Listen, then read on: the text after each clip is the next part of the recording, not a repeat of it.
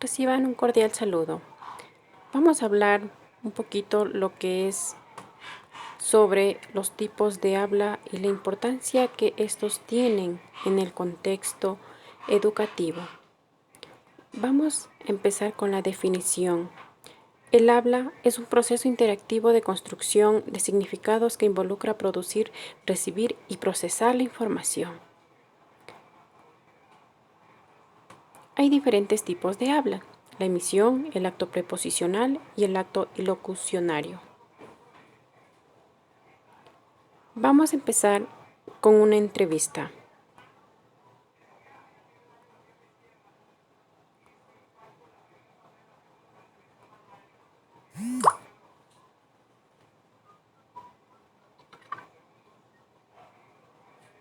Buenos días, mi nombre es Piedad Landazuri, estudiante de la modalidad en línea de la Universidad Central del Ecuador.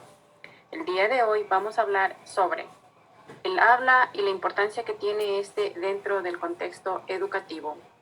Tenemos una invitada muy especial, la magíster Marcela Rojas, docente de la unidad educativa Aurelio Chiriboga, la cual nos ayudará a solventar algunas inquietudes. La primera pregunta: ¿por qué es importante el habla en el contexto educativo? Buenos días y nuevamente bienvenida. Buenos días, muchas gracias por la invitación. En cuanto a la primera pregunta que me acaba de indicar, podría manifestar que el habla es importante ya que nos permite comunicarnos con nuestros estudiantes, además de que es una pieza clave para la estructuración intelectual del estudiante y su progreso en lo que es interacción entre la comunidad educativa, tanto sea con el mismo docente, entre otros docentes o inclusive con sus mismos compañeros. Ya. La segunda pregunta: ¿el tono de voz afecta en el proceso de la comunicación? Sí, afecta bastante, ya que nosotros no sabemos de qué realidad viene el estudiante.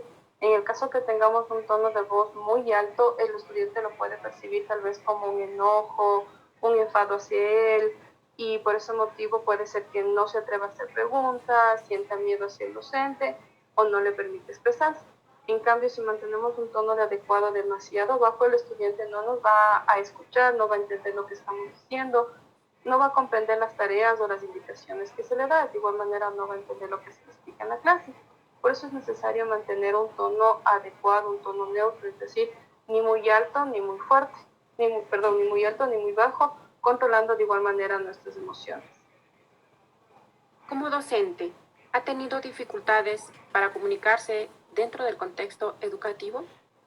Sí, en algunas ocasiones sí tenemos ese inconveniente, ya como lo mencioné anteriormente, no sabemos de qué realidad viene el estudiante y hay veces que no nos escuchan o no quieren entendernos, tal vez porque no tienen una buena predisposición o porque también nosotros no sabemos cómo llegar hacia el estudiante, es decir, lo catalogamos de que es un niño malcriado, que no quiere hacer caso, cuando en realidad no nos ponemos a pensar qué hay detrás de esa actitud que el estudiante tiene. Magíster Marcela, ¿cuál es el tipo de trastornos con más frecuencia que se encuentran en los estudiantes? La mayoría de trastornos que nosotros encontramos en la institución es el trastorno de déficit de atención e hiperactividad, pero en este caso nosotros lo asumimos, es como un supuesto de que el estudiante mantiene este trastorno, ya que muchas veces el padre de familia o representante del estudiante no nos trae ningún informe en el cual nosotros podamos cerciorarnos y decir, sí, el niño tiene esto, pero bueno, como ya más o menos conocemos a nuestros estudiantes, hacemos el supuesto de que sí la mayoría sufre de este trastorno. Para finalizar, ¿cuál sería su mensaje o su reflexión para mantener una buena comunicación con la comunidad educativa y en general con la sociedad? En mi caso, para mí la comunicación es una parte fundamental de la vida humana, con nuestra sociedad, con la comunidad en donde nosotros trabajamos.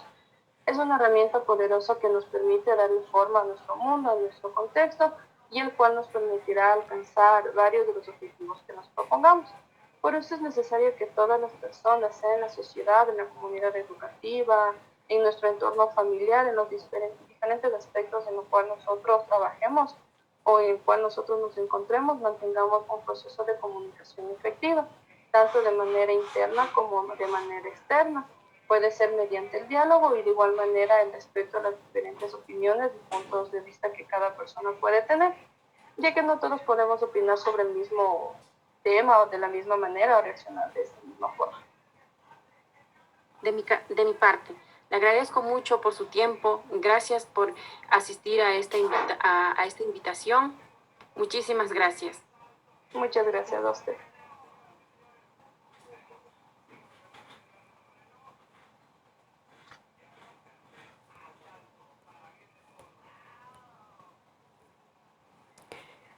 Como parte de la conclusión, una de las grandezas que tienen los seres humanos es el poder comunicarnos con los demás de varias maneras.